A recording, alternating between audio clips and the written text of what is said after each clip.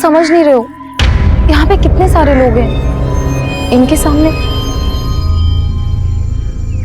अरे कहाँ जा रहे हो? तुम पागल हो क्या? ये किसका बच्चा उठा लाए? इसमें किसी का बच्चा नहीं है, देख देख खाली है।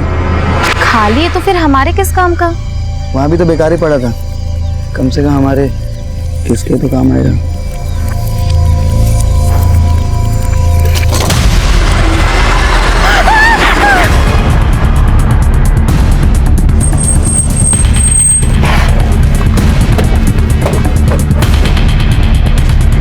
पीछे हटिए आप लोग।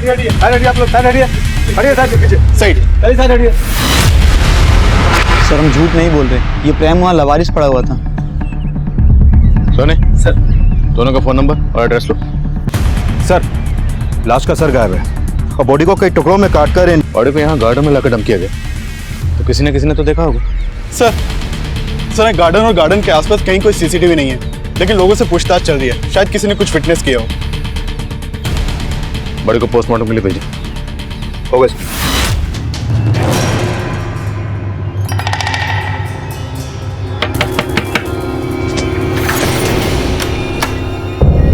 नमस्ते भाई साहब, ये ना बच्चों के कपड़े हैं जी, एक से एक वैरायटी है जी मेरे पास, देखो आप। नहीं हमें नहीं चाहिए। अरे भाई साहब एक ले लो ना, सुबह से ना बौनी तक नहीं हुई है जी मेरी, देखो तो सही कितने सोने कपड़े हैं।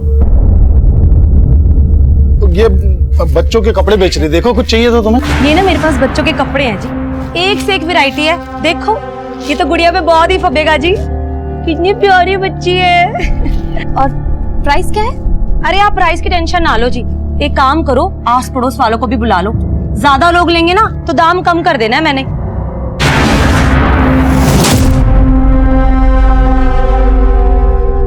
ये देखो जी बहन जी, एक से एक वैरायटी है मेरे पास, ये सारे कपड़े ना लुधियाना की फैक्ट्री से लेके आती हूँ जी मैं। यही कपड़े अगर आप मॉल में जाओगे ना 10 गुना ज्यादा रेट पे मिलेंगे आपको। देखो तो आप फैब्रिक नहीं देख रहे हो जी, देखो इसका कलर कितना सुंदर है। ये मैं माधव को ट्राई करवाती हूँ।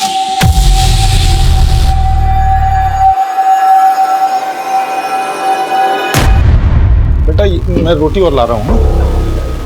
अरे परमीला भाभी, आपने तो पूरा मार्केट लगा दिया आज। अरे बहन जी तुसी भी देखो ना कितने सोने सोने पीस है, ये देखो। हाँ।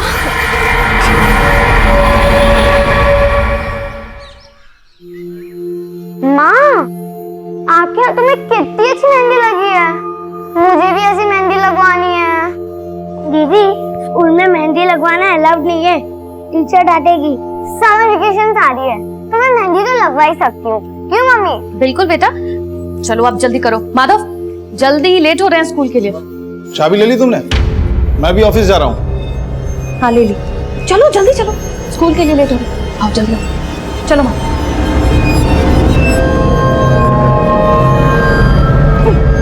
आराम से।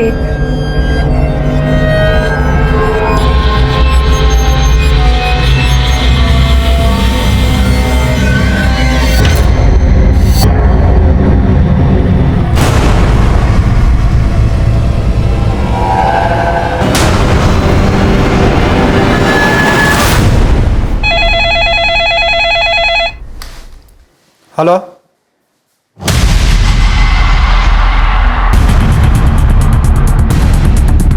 चेक करो। सर वो लावारिस बैग पड़ा देखा तो यहाँ के लोगों ने कंट्रोल रूम में फोन किया, हमने चेक किया तो देखा ये बैग लाश के टुकड़ों से भरा पड़ा है। सर ये देखिए हाथों में मेहंदी लगी है, पक्का ये लाश किसी औरत की है, लेकिन सर इसका सर गायब है।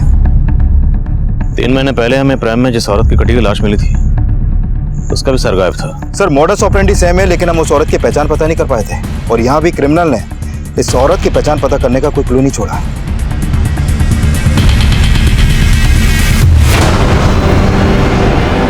पापा, पापा बोलो ना, मम्मी कब आएगी? आ जाएंगी बेटा, जल्दी आ जाएंगी।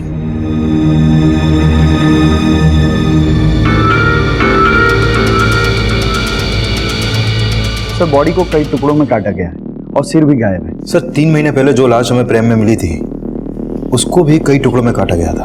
उस बॉडी का और इस बॉडी का काटने का पैटर्न बिल्कुल सेम है। किसी छोटे हथियार से धीरे धीरे रेत कर काटा गया। यानी इस औरत का किलर और उस औरत का किलर एक ही हो सकता है जिसकी लाश हमें 3 महीने पहले मिली थी। एब्सोल्युटली। एक्सक्यूज मी, बोले यादव। सर, साईनगर थाने में प्रमिला नाम की एक औरत की मिसिंग कंप्लेंट फाइल हुई थी सर। कंप्लेंट उसके पति गोविंद ने दर्ज करवाई थी। इस गोविंद को बॉडी की शिनाख्त के लिए बुलाओ। Okay sir.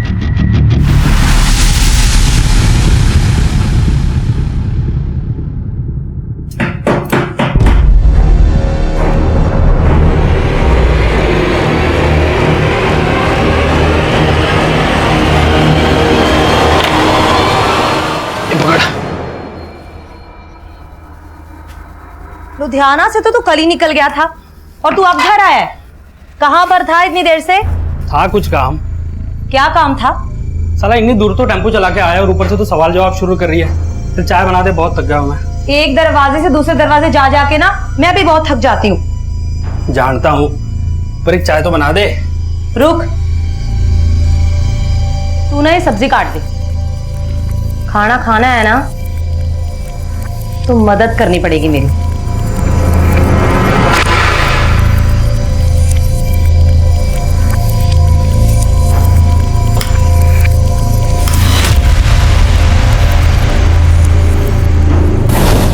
तुम्हें कितनी अच्छी मेहंदी लगी है। मुझे भी ऐसी मेहंदी लगवानी है।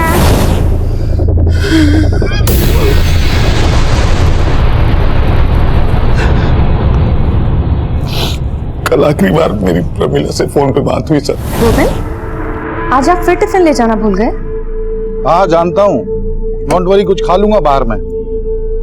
वैसे बनाया क्या तुमने? मटर पनीर। लेकिन आप क्यों पूछ रहे हैं? आप तो वैसे भी बाहर खाने वाले हैं। अरे तो रात को घर पे आके खा सकता हूँ ना। अच्छा गोविंद, वो बच्चों के स्कूल से आने का टाइम हो गया तो मैं फोन रखती हूँ, उन्हें लेने जाना है। सर, फिर मुझे पता चला कि प्रमिला बच्चों को लेने पहुंची नहीं थी। बच्चे वहां वेट करते रहे। फिर किसी पड़ोसी ने देखा तो वो बच्चों को लेके घर आए। वो घर आए तो देखा कि वहां ताला लगा हुआ है। अंदर तो मम्मी दिख ही नहीं रही है। आंटी, फोन की बेल तो जा रही है। आंटी, फोन की आवाज तो अंदर से आ रही है। तो प्रमिला फोन अंदर रख के कहाँ चली गई? एक काम करते हैं, प्रमिला के हस्बैंड को फोन करके उसे इन्फॉर्म करते हैं। फिर मैं घर आया, कुछ समझ नहीं आ रहा था सर। प्रमिला अचानक से। देखिए, जैसा आपने बताया कि आपकी पत्नी प्रमिला ने फोन करके आपको ये कहा कि वो बच्चों को स्कूल बस से पिक करने जा रही है, लेकिन अगर वो वहां नहीं गई तो और कहाँ जा सकती हैं? सर, उसने फोन पे तो यही बोला था कि वो बच्चों को लेने जा रही है। और वो अपना फोन घर पे क्यों छोड़ के गए? सर, हो सकता है उसे लगा हो कि बच्चों को लेके वापस आना, तो छोड़ दिया। देखिए, अगर ऐसा है तो आपकी पत्नी के साथ जो भी हुआ है वो आपके घर से लेके उस रास्ते के बीच में ही हुआ है जहाँ पर स्कूल बस आपके बच्चों को ड्रॉप करती है। आपके बच्चे कहाँ?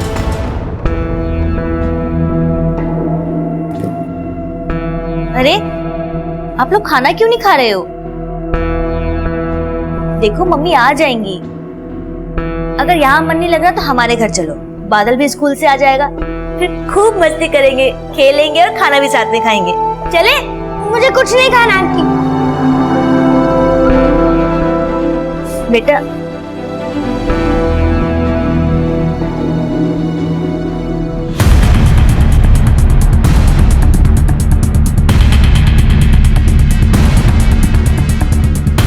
सर, मैंने उस दिन दोपहर को प्रमिला को देखा था, वो कहीं बाहर जा रही थी।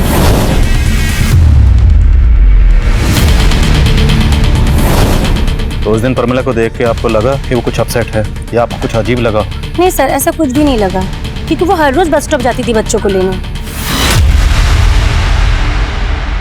बेटा अब बड़े हो ना, समझदार हो, भाई को समझाओ ना। मम्मी आ जाएगी जल्दी। पापा, पापा, मम्मी कहाँ है? मम्मी आएंगी बेटा, मम्मी आ जाएंगी। आप ये हमारी पड़ोसी। मैं मेघना। मैं विद्या। बेटा, कौन से स्कूल में पढ़ते हो आप लोग? सर, ये 3rd में है, ये 4th में। गोविंद जी, देखिए, आपकी पत्नी की लाश यहाँ से 10 किलोमीटर दूर सिनुजा में मिली। आपको किसी पर शक, किसी से कोई झगड़ा या दुश्मनी? नहीं सर, ऐसा तो कुछ समझ नहीं आ रहा। प्रमिला जी वर्किंग थी या हाउसवाइफ? सर थी तो हाउस वाइफ, लेकिन साथ साथ में शेरूल की मेंबरशिप ले रखी थी। शेरूल मतलब? शेरूल एंटरप्राइजेस सर, ब्यूटी प्रोडक्ट बनाते हैं ये लोग। तो प्रमिला आसपास पड़ोस में और रिलेशन में ये प्रोडक्ट बेचती थी।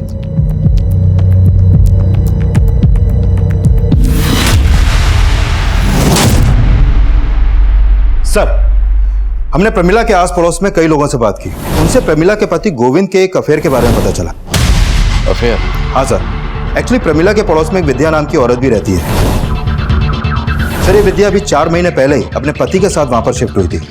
इसका पति ऑफिस टूर पे ज्यादातर बाहर ही रहता है सर, और इस गोविंद का इस विद्या के घर में काफी आना जाना है। सर गोविंद और विद्या का पक्का अफेयर था, तभी तो प्रमिला को शक था गोविंद पर।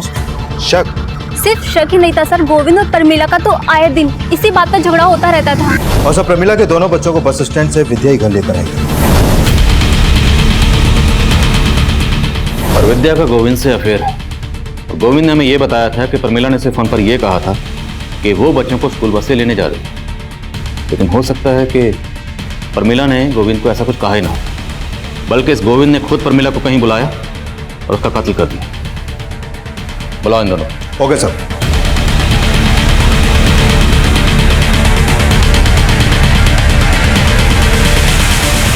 बेटा आंटी बोले कुछ खा नहीं रहे थे, कुछ खा लो ना।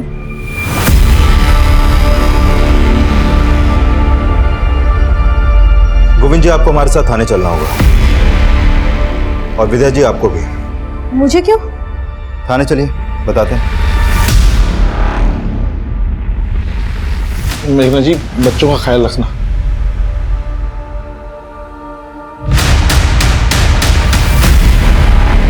सर आप बेवजह हम पे शक कर रहे हैं सर। हम शक नहीं कर रहे, बल्कि हम तो मान रहे हैं कि तुम दोनों ने प्रमिला का मर्डर किया। नहीं सर, हम दोनों ने ऐसा कुछ नहीं किया है। अच्छा, इसके बच्चों को स्कूल बस से लेने तुम ही गई थी ना? हाँ सर। अब तुम बोलो, प्रमिला को कहाँ बुलाया और कहाँ उसका मर्डर किया? सर ये क्या कह रहे हैं आप सर? हम लोगों ने ऐसा कुछ नहीं किया सर। सर मैं अपने बच्चों की कसम खा के कह रहा हूँ, नहीं किया सर कुछ भी। सर मानते हैं हमारा रिश्ता गलत है, लेकिन प्रमिला के मर्डर से हमारा कोई लेना देना नहीं है सर। हाँ सर।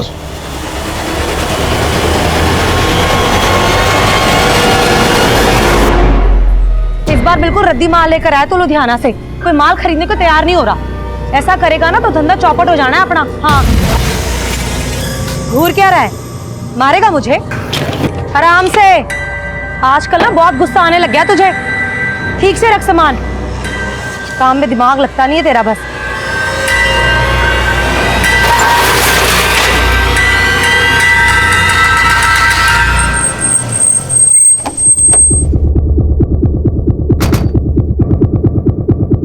सर, ये प्रमिला की postmortem report.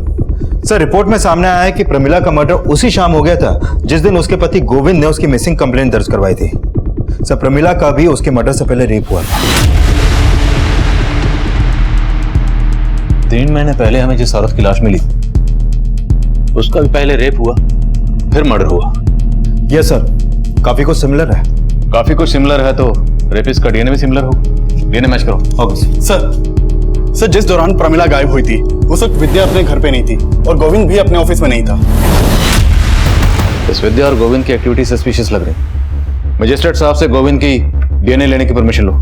Right sir. Sir, Pramila के कॉल रिकॉर्ड में एक नंबर सस्पिशियस मिला है। पिछले काफी समय से प्रमिला की शंकर नाम के एक आदमी से बातें होती थी, लेकिन सर इस शंकर का नंबर अभी बंद है। कौन है शंकर? सर, शंकर शेरूल एंटरप्राइजेस में एरिया मैनेजर था और प्रमिला भी पहले वहीं की मेंबर थी।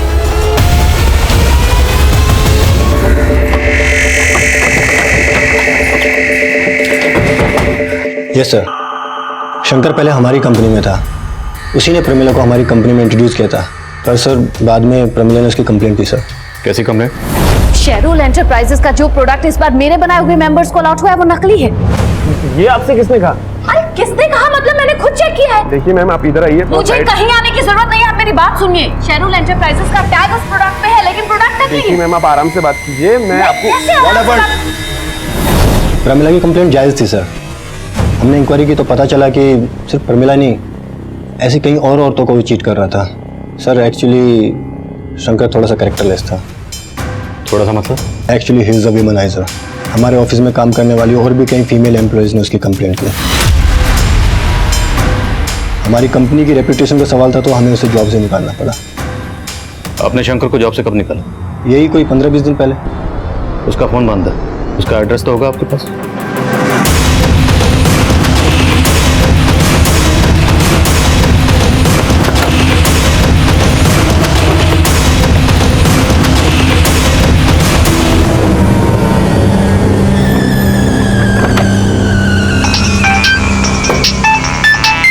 हाँ विकास।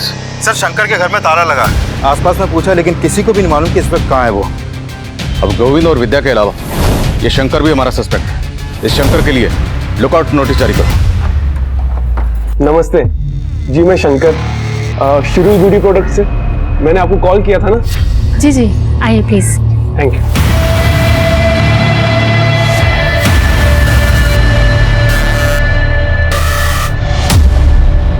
चाय कॉफी कुछ? नहीं शुक्रिया, आप आइए ना, बैठिए। 2 मिनट में मैं आपको स्कीम समझा दूंगा। आइए, पहले ना आप मेरी स्कीम सुन लीजिए। और तो बस थोड़ी सी इन्वेस्टमेंट है और आप घर बैठे बहुत पैसे कमा सकती है। पर कैसे? बहुत ही सिंपल है मैम। जैसे ही आप हमारी कंपनी की मेंबरशिप लेंगी तो आपको एक ऐसी प्रोडक्ट किट दी जाएगी और आप अपनी ही तरह बाकी लोगों को भी ये प्रोडक्ट बेच के अच्छे पैसे कमा सकोगी।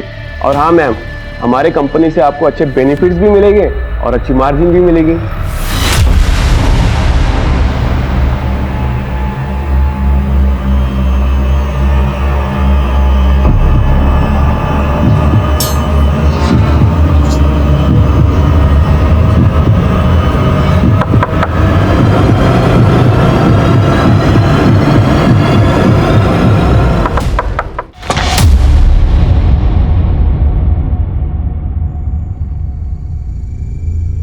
अरे सुनो, मैंने एक बेहतरीन प्लान किया है।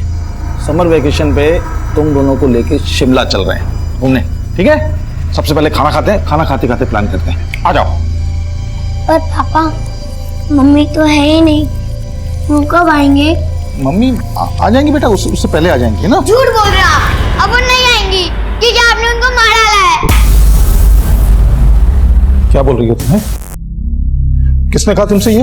सब यही कहते हैं कि आपने और विद्या आंटी ने मिलकर मम्मी को मार डाला। झूठ बोलते हैं सब बेटा, ऐसा कुछ नहीं किया। आप झूठ बोल रहे हो। अब आप हम दोनों को भी मार डालोगे ना? बेटा ऐसा मत बोलो। मुझे ऐसे बात नहीं करनी। चलो माधव। तृप्ति, माधव, बेटा तृप्ति, बेटा बेटा दरवाजा खोलो तृप्ति। माधव,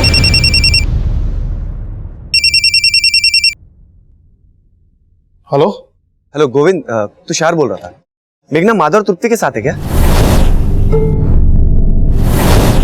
नहीं तो यहाँ तो नहीं है मेघना। पता नहीं कहाँ चली गई। उसकी शॉप भी बंद है, फोन भी नहीं लग रहा उसका। गोविंद, मैं माधव को थोड़ी देर तुम्हारे यहाँ छोड़ दूं क्या? मैं उसकी मम्मी को ढूंढ लूंगा जब तक। हाँ छोड़ दो।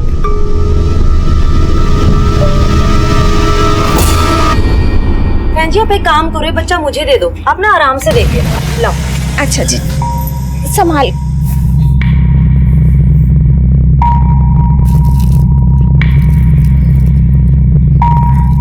डिजाइन कुछ खास नहीं है।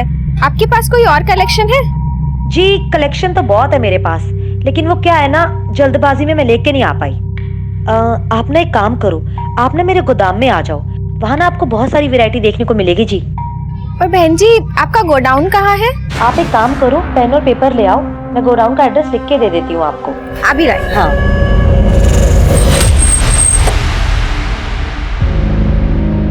सर, साईनगर थाने में जहाँ पर प्रमिला की मिसिंग कंप्लेंट फाइल हुई थी, वहाँ से एक इन्फॉर्मेशन आई है। उसी थाने में प्रमिला के मोहल्ले की एक और औरत की मिसिंग कंप्लेंट दर्ज की गई है। कौन औरत? सर ये मेघना बेस्ट। सर इस मेघना का प्रमिला के घर में काफी आना जाना था और ये कंप्लेंट मेघना के पति ने दर्ज करवाई है। सर साईनगर पुलिस को मालूम था कि हम प्रमिला मर्डर केस में उसके पति गोविंद पर शक कर रहे हैं, इसलिए उन्होंने हमें ये अपडेट दिया। विकास, इस मेघना के पति से भी मिलते हैं, देखते हैं वो गोविंद के बारे में क्या कहता है।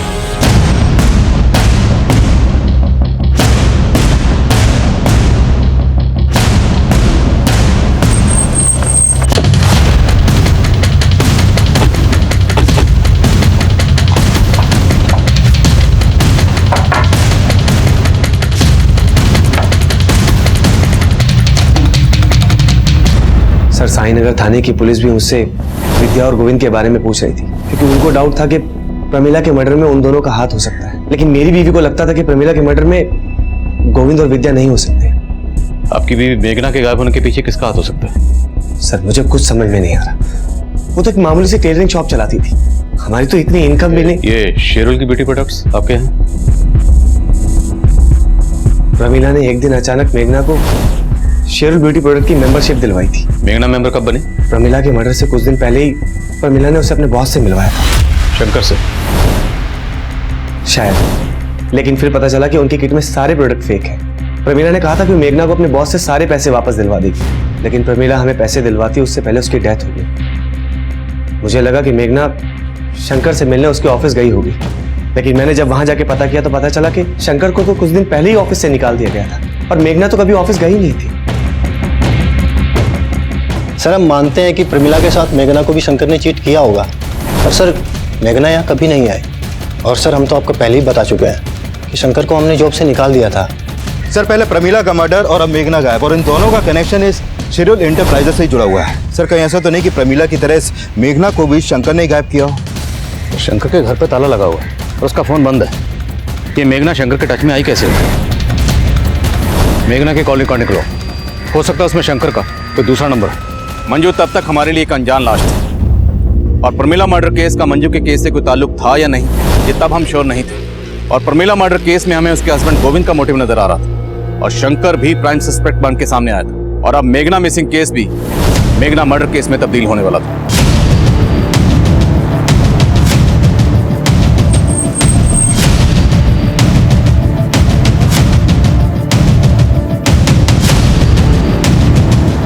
सर इस औरत की बॉडी को भी चॉप करके डंप किया गया, इसका सर भी गायब है। कहीं ये मेघना तो नहीं?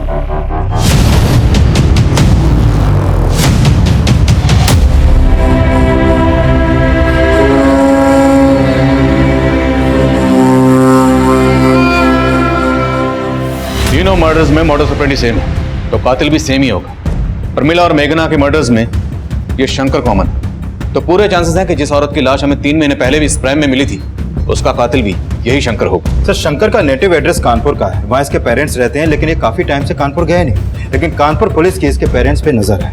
इस शंकर का मिलना बहुत जरूरी है, इससे पहले कि किसी और औरत को अपना टारगेट बनाए। We have to catch him. Right sir. तुम बहुत मजाकिया हो। वैसे मुझे तुम्हारी स्किन पसंद है। और मैं क्या? अरे मजाक कर रहा था यार।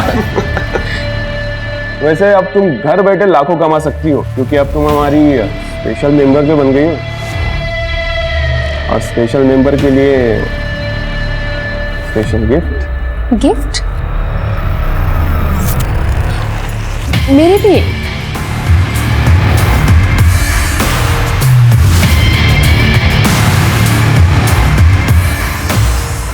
Thank you. सर इस मेघना के कॉल रिकॉर्ड में ऐसा कोई नंबर नहीं मिला जो शंकर से कनेक्टेड हो। लेकिन सर जिस समय मेघना का फोन रानीगंज मार्केट में बंद हुआ उस समय गोविंद का फोन भी वहां पर एक्टिव था।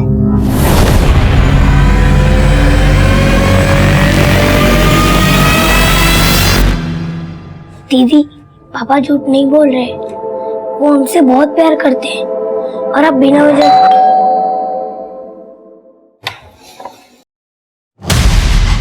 ले चलो इनको। लेकिन चलिए मेरी बात सुनिए सर। चलिए चलिए। पापा देखिए मेरी बात। पापा पापा अंकल अंकल कहाँ ले जा रहे हो मेरे पापा को? पापा पापा झूठे हैं। पापा नहीं मम्मी को मारा है। अरे मैं कुछ नहीं किया यार, आप लोग बार बार पकड़ लेते हो सर। समझते क्यों नहीं आप लोग? पहले तू हमें समझा। प्रमिला को तुमने मारा विद्या के लिए, लेकिन मेघना को मारने के पीछे तेरा मोटिव क्या था? सर मैं बार बार कह रहा हूँ, न मैंने मेघना को मारा न प्रमिला को मारा। सर आप कैसी बात कर रहे हैं? जिस दिन मेघना का फोन रानीगंज में स्विच ऑफ हुआ उस दिन तेरा फोन वहीं एक्टिव था।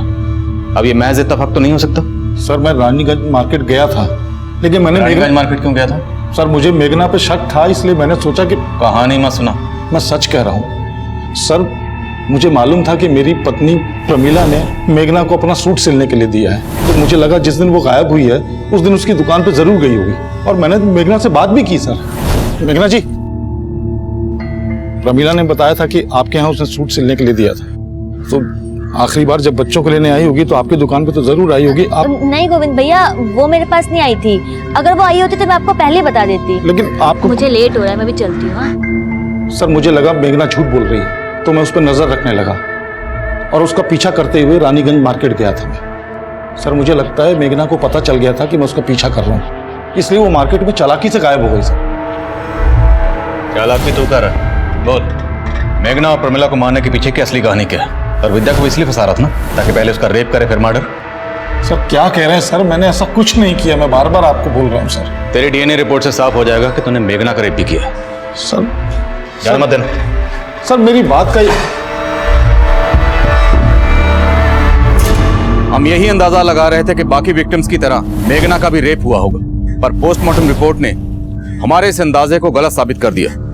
मेघना का रेप नहीं हुआ था। पोस्टमार्टम रिपोर्ट हमें उलझा रही थी क्योंकि मेघना का कत्ल बिल्कुल वैसे ही हुआ था जैसे मंजू और प्रमिला का हुआ था, और उन दोनों का रेप भी हुआ था। उन दोनों की बॉडी पर मिला डीएनए रेपिस्ट के डीएनए से मैच हो गया था, और शक की बुनियाद पर हम गोविंद के डीएनए को उस डीएनए से मैच करवा रहे थे। शंकर की तलाश अब भी जारी थी क्योंकि शंकर का कनेक्शन मेघना और प्रमिला दोनों से नजर आ रहा था। हम मेघना और प्रमिला से जुड़ी हर छोटी से छोटी बात पता करने में लगे हुए थे, और इसी तफ्तीश के दौरान हमारी नजर में 2 सस्पेक्ट आए।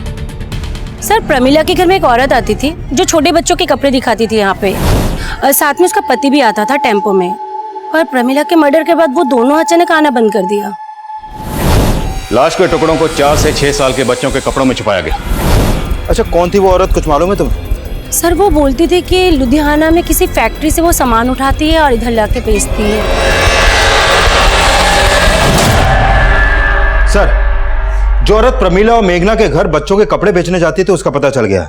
चित्रा नाम है उसका, और उसके पति का नाम है नवीन। सर ये दोनों हस्बैंड वाइफ आसपास की कॉलोनियों में डोर टू डोर जाकर कपड़े बेचते हैं। चित्रा और नवीन रहते कहाँ? सर ये लोग मुकुंद नगर में रहते हैं। ये मुकुंद नगर रानीगंज के पास ही पड़ता है जहां पर मेघना का फोन बंद हुआ था। मिलते हैं इस मियां बीवी से।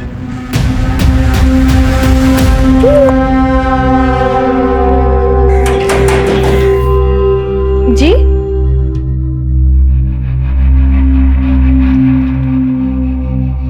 जी बोलिए।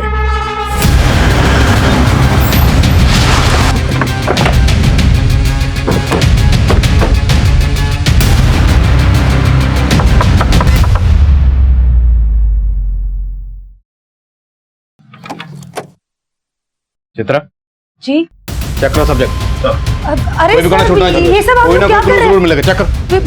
अरे मेरे घर में इस तरीके से छानबीन क्यों कर रहे हैं सर? अभी पता चलेगा। सुना तो डोर टू डोर जाकर डिलीवरी नहीं करती, कस्टमर को अपने डोर तक भी बुलाती।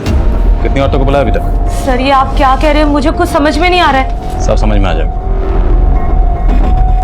ये कपड़े तो नहीं बेचे हैं? नहीं सर, ये कपड़े मैंने किसी को नहीं बेचे जी। अच्छा, तब तो तू इस आदमी को भी नहीं जानती होगी।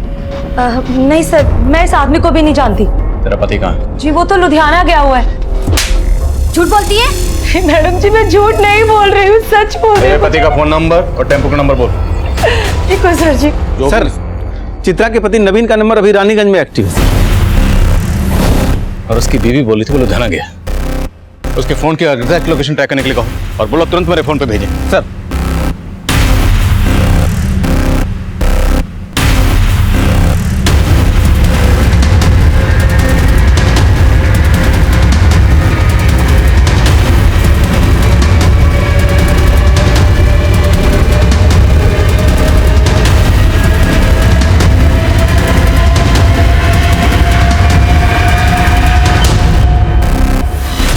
नवीन जी साहब बोलिए। ये देखिए सर,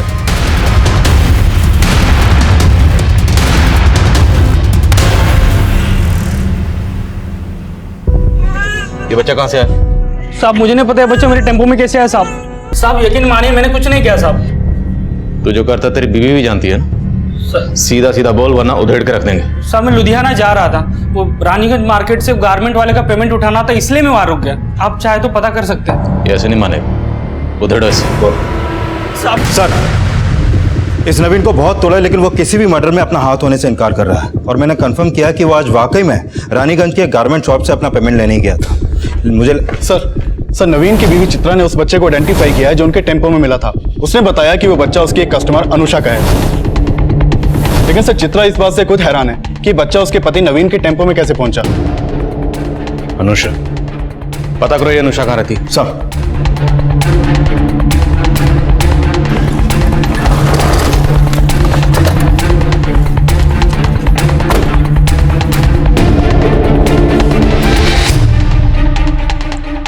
सर अनुषा विधवा है, यहाँ अपने बच्चे के साथ अकेली रहती है। अच्छा, कहाँ गई है ये अभी कुछ मालूम है तुम्हें? 3-4 घंटे पहले मैंने उसे किसी आदमी के साथ जाते देखा था।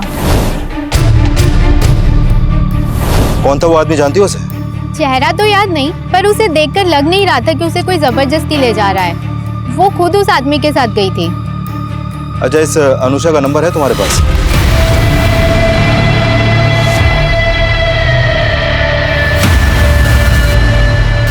सर अनुषा का फोन भी रानीगंज मार्केट में बंद हुआ था। रानीगंज, और रानीगंज से हमने नवीन को पकड़ा था बच्चे के साथ। सर ये नवीन अभी भी कुछ नहीं उगल रहा है और मैंने कंफर्म किया कि ये अनुषा के घर के बाहर देखा ही नहीं गया है। सर हो सकता है ये अनुषा किसी और के साथ मार्केट गई हो। शंकर,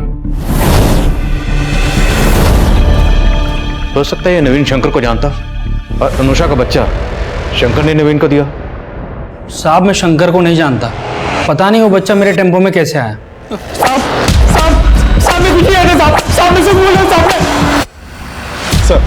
सर शंकर के पेरेंट्स का नंबर हमारी सर्वेलेंस पे था। सर शंकर के पेरेंट्स के नंबर पे इस नंबर से फोन आया था। जब इस नंबर के बारे में पता किया तो पता चला कि ये शंकर का ही दूसरा नंबर है जो आगरा के एड्रेस पर रजिस्टर्ड है। सर ये नंबर को ट्रेस कर लिया गया है, इस वक्त लखनऊ में एक्टिव है।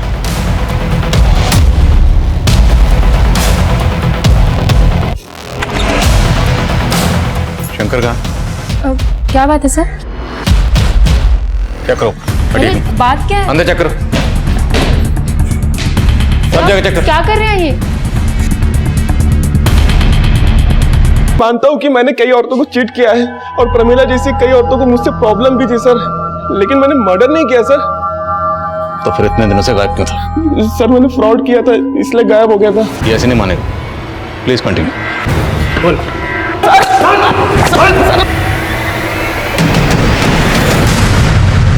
तृप्ति बेटा, चुपचाप क्यों बैठी हो? पापा ने आज तुम्हारे लिए सरप्राइज प्लान किया है। तुम चाहती थी ना कि तुम भी मम्मी की तरह मेहंदी लगाओ। देखो क्या लाया हूं तुम्हारे लिए, ये देखो। और इतनी प्रैक्टिस की है तुम्हारे लिए कि अब तुम्हें भी मम्मी की तरह बिल्कुल राज। पापा दीदी आप पर ट्रस्ट नहीं करती, मैं करता हूँ ना। आप मुझे मेहंदी लगा दो। मेहंदी लगाने के बाद पापा मम्मी की तरह तेरी भी हाथ काट देंगे। तृप्ति, दरवाजा खोलो। तृप्ति,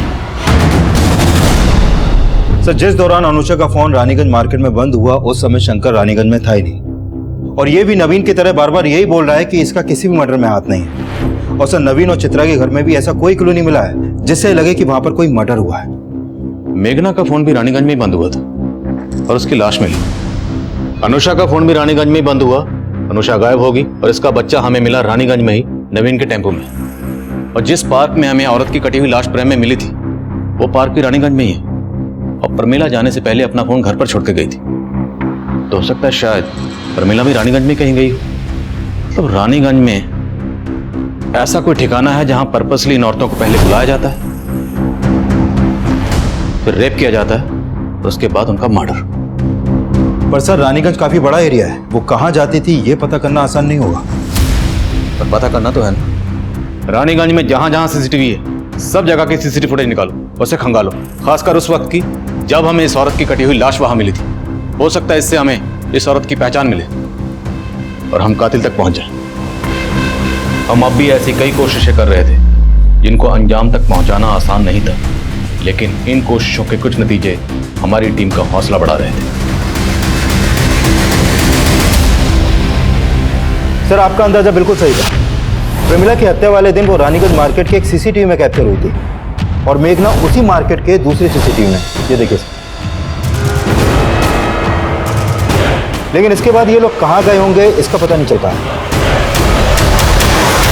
रानीगंज में उस क्राइम सीन तक पहुंचने के लिए अभी हमें और हाथ पैर मारने थे। और जब हमने रानीगंज का 3 महीने पुराना डंप डाटा स्टडी किया तो हमें उस मंजू की पहचान भी मिल गई जिसका कत्ल 3 महीने पहले हुआ था। सर हमने रानीगंज मार्केट का 3 महीने पहले का डंप डेटा स्टडी किया। उसमें 5 नंबर ऐसे मिले जो अभी बंद है, जिसमें से 4 नंबर मेल के नाम पे रजिस्टर्ड है और 1 नंबर इस मंजू शर्मा के नाम पे रजिस्टर्ड है। सर इस मंजू की उम्र लगभग 26 साल की है और जिस औरत की लाश हमें 3 महीने पहले मिली थी उसकी उम्र भी 25 से 28 साल के बीच की थी। और ये नंबर तो मथुरा के एड्रेस पर रजिस्टर्ड है। राइट सर, लेकिन इस मंजू का लखनऊ में भी आना जाना था और सर मेघना के कॉल रिकॉर्ड में भी मंजू का नंबर मिला है। मेघना तुषार की बीवी? हाँ सर, और ये भी पता चला है कि तुषार ने एक गोडाउन रेंट पे ले रखा है जो रानीगंज में है। ये वहाँ का एड्रेस है सर।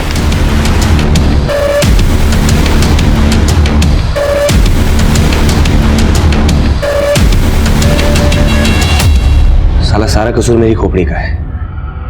सेक्स के सिवाय मुझे कुछ दिखता ही नहीं। बागपत में इसी आदत ने 2 औरतों को मरवा दिया था मुझसे। मेघना को मुझ पे शक होने लगा तो मैंने उसे ऐसा घुमाया कि वो मुझ पे विश्वास करने लगी और मेरे साथ यहाँ लखनऊ शिफ्ट हो गई। यहाँ आकर उसने सिलाई की दुकान खोली और रानीगंज में गोडाउन भी ले लिया। मंजू मेघना की कजन थी और जब मंजू यहाँ से मथुरा वापस लौट रही थी तो वो मेरा पहला टारगेट बना। आओ बैठो, मैं छोड़ दूँ। मुझे सिर्फ 2 मिनट का काम है, फिर मैं तुम्हें बस स्टॉप पे छोड़ दूंगा। ठीक है। एक काम करो ना, तुम भी अंदर ही आ जाओ। उस दिन मैं पार्क के पीछे वाले तालाब में मंजू की लाश को फेंकने जा रहा था, लेकिन पार्क में एंटी रोमियो स्क्वाड का छापा पड़ा था, इसीलिए मैं डर के प्रेम पार्क में छोड़ के चला गया था। और फिर मंजू के बाद प्रमिला? तुषार भैया, मेघना? प्रमिला, मेघना तो रानीगंज गई है। रानीगंज? रानीगंज में हमारा एक गोडाउन है, तुम्हारा सूट भी शायद वहीं सिल के रखा हो। मैं आपको एड्रेस दे देता हूँ।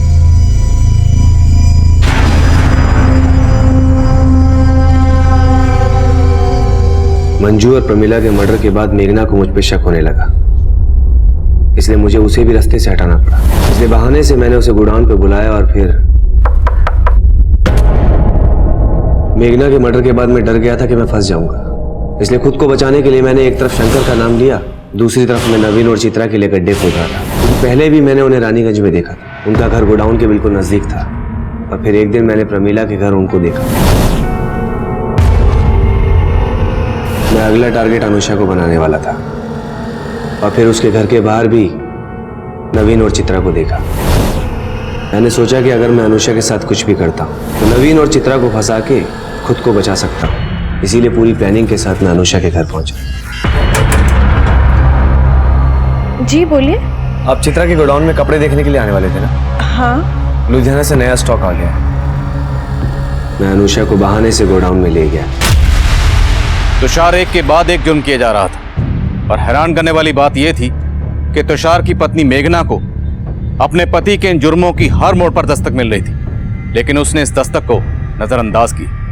उसकी कजन मंजू पिछले 3 महीने से गायब थी और उसे यह भी अंदाजा था कि हो सकता है मंजू का कत्ल उसके पति तुषार ने किया, लेकिन फिर भी उसने इस बारे में पुलिस को कुछ नहीं कहा, जिसका नतीजा यह निकला कि मंजू और प्रमिला के कत्ल के बाद तुषार का वो घिनौना राज मेघना के कत्ल की दस्तक बन गया।